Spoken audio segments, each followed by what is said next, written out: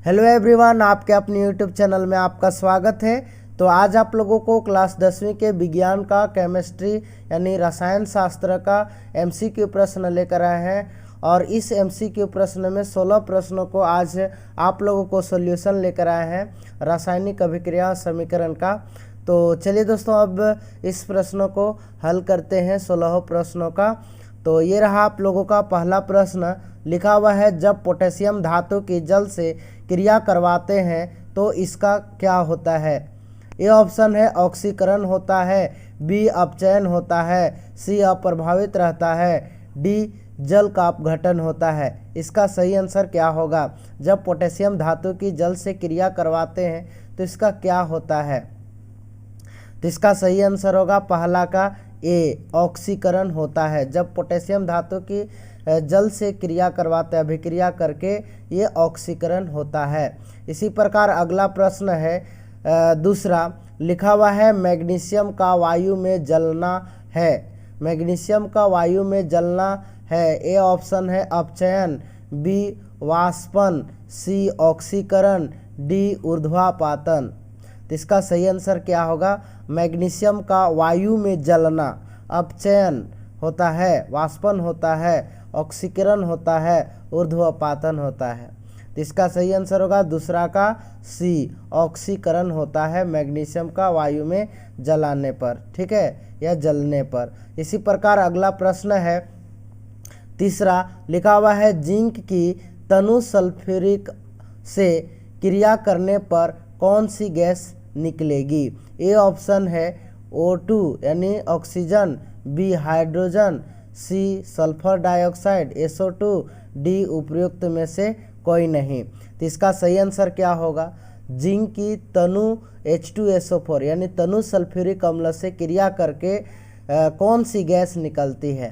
तो इसका सही आंसर क्या होगा, जल्दी से बताइए। तो इसका सही आंसर होगा तीसरा का बी, हाइड्रोजन गैस, यानी जिंक और H2SO4 दोनों आपस में अभिक्रिया कर zinc sulphate plus hydrogen gas मुक्त होता है। तो जिंक है से तनु सल्फ्यूरिक अम्ल से अभिक्रिया कर हाइड्रोजन गैस निकालेगी। इसी प्रकार अगला प्रश्न है चौथा। लिखा हुआ है, ऊष्मा शोषी अभिक्रिया है।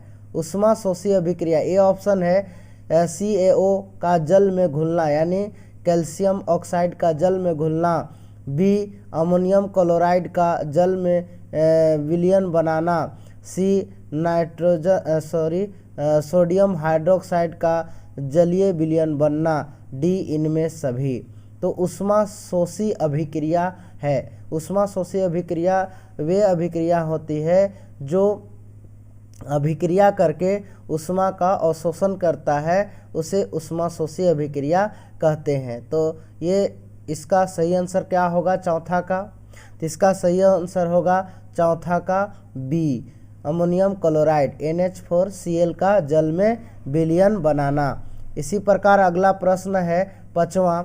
लिखा हुआ है, जब बिना बूझे चूने को जल में मिलाने पर बनता है।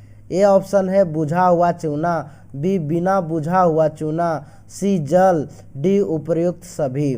जब बिना बूझे चूने को जल में मिलाते हैं तो क्या बनता है। ए ऑप्शन है बुझा हुआ चूना, बिना बुझा हुआ चूना, जल, डी उपर्युक्त सभी। तो इसका सही आंसर होगा पांचवा का ए, बुझा हुआ चूना, यानी बुझा हुआ चूना। तो जैसे देख सकते हैं आप लोग कि CaO बिना बुझा हुआ चूना है, तो ये कैल्शियम ऑक्साइड है से जल के साथ अभिक्रिया करके, ठीक है, कैल्शियम हाइड्रो ऑक्साइड का निर्माण करता है, यानी बुझा हुआ चूना का सूत्र बनाता है, ठीक है।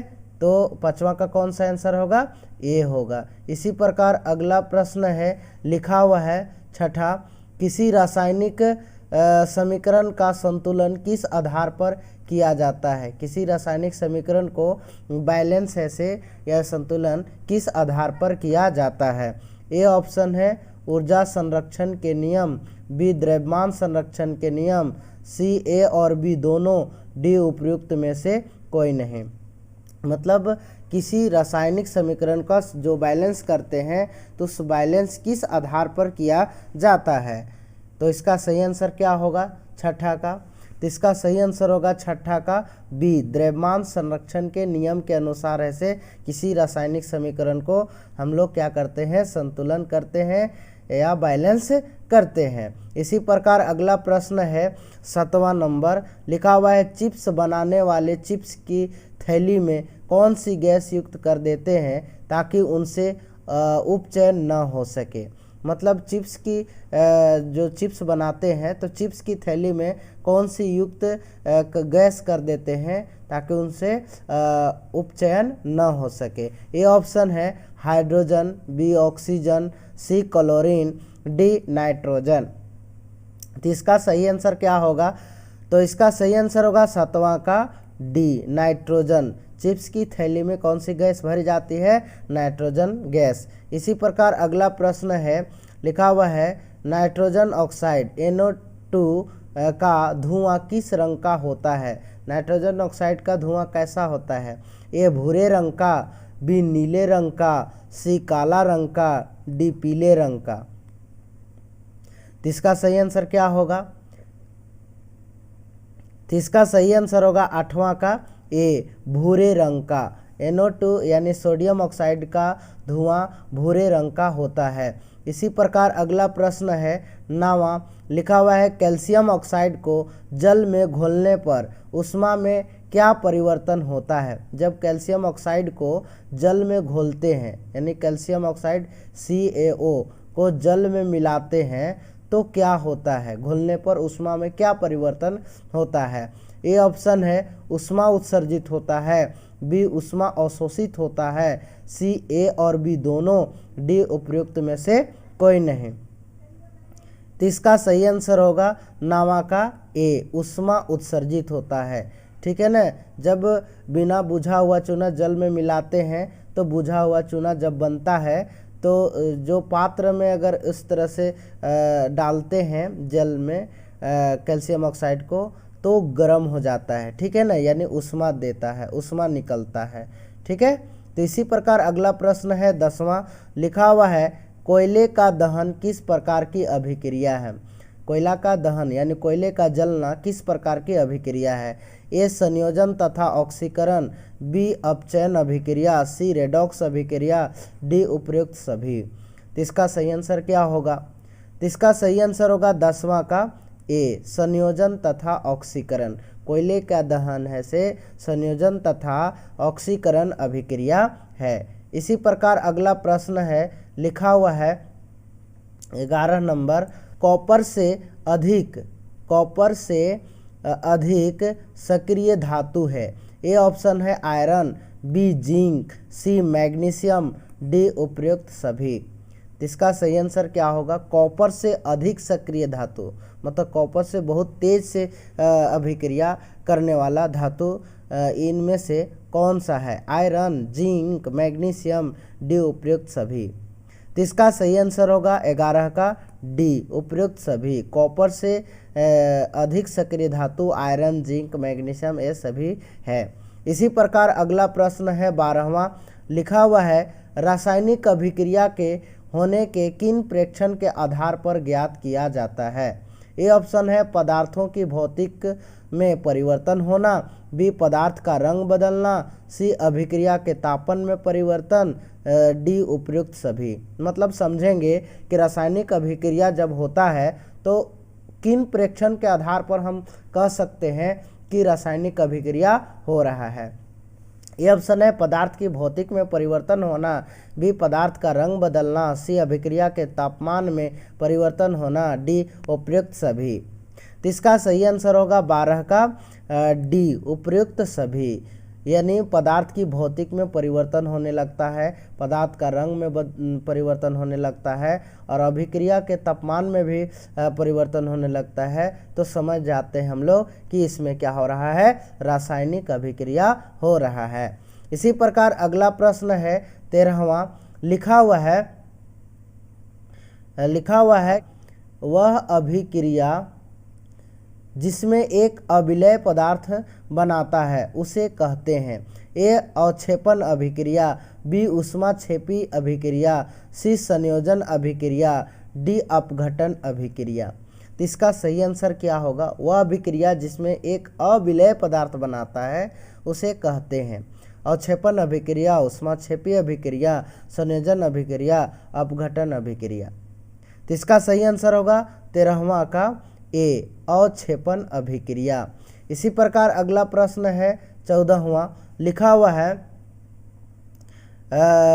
Ferric oxide Fe2O3 plus aluminium दोनों आपस में अभिक्रिया करके एल्युमिनियम ऑक्साइड और आयरन का निर्माण करता है। तो ये किस प्रकार की अभिक्रिया है?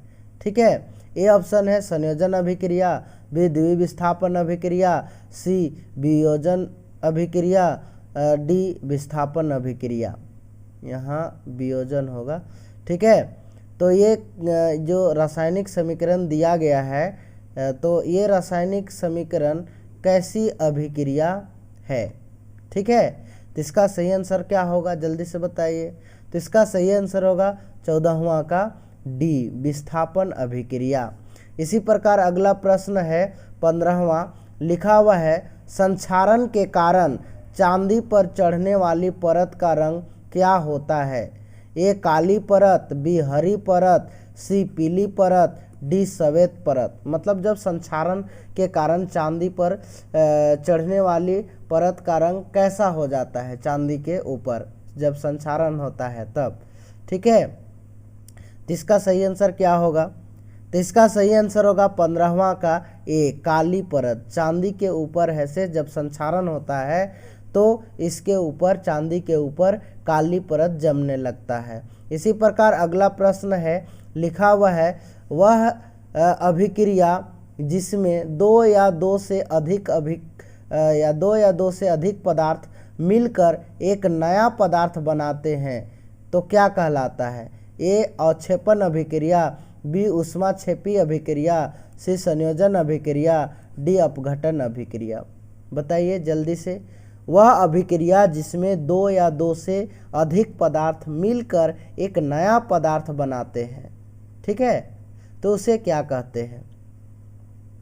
तो इसका सही आंसर होगा 16वां का संयोजन अभिक्रिया। कौन सा अभिक्रिया? संयोजन अभिक्रिया। वह अभिक्रिया जिसमें दो या दो से अधिक पदार्थ आपस में मिल करके अभिक्रिया करके एक नया पदार्थ का निर्माण करता है उसे संयोजन अभिक्रिया कहते हैं। तो ठीक है दोस्तों, बस इतना ही।